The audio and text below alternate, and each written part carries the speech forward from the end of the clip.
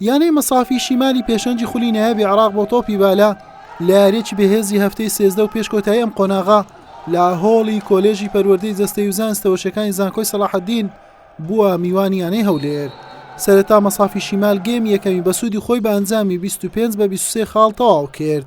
لا گێمی دۆم کوڕانی شاری قەڵاو منارە گەڕالەوە بە ئەنجامی 25 بە 22 خاڵ یاریەکەیان یەکسان کردەوە. لا گێمی سێم مەسافی شیمال دووبارە پێشکەوتەوە بە ئەنجامی 25 بە 22 خاڵ. هەولێر لە گێمی چوارەم بەهێز دەرکەوت و بە ئەنجامی 25 بە 18 دووبارە ئەنجامەکە یەکسان کردەوە. پەنابرایە بەرگێمی پێنجەم بۆ یەکلاکردنەوەی براوە. هەولێر بە جیاوازی 2 خاڵ و 17 بە 15 براوە بوو. بە 3 گێم بەرامبەر 2 گێم لە یاریەکە سەرکەوتنی نووسیەوە.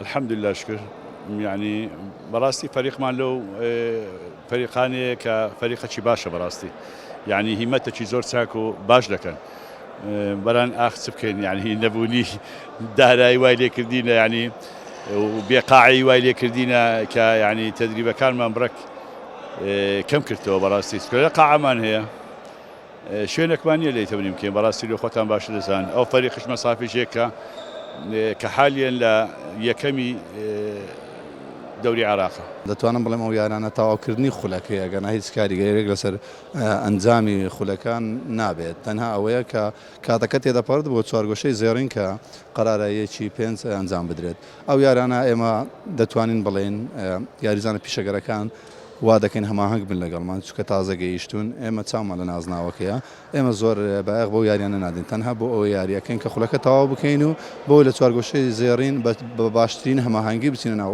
خولەکە. مەسافی شیمال لەگەڵ ئەم شکستەش بە 11 سەرکەوتن و 32 خاڵ هەر پێشەنگە. هەولێریش بە 10 سەرکەوتن و 27 خاڵ لە پلەی سێمە. هەردوو تیپ گەیشتنیان بە چوارگۆشەی زێڕین مسۆگەر کردووە. حوسێن محەممەد کەناڵی پێام هەولێر.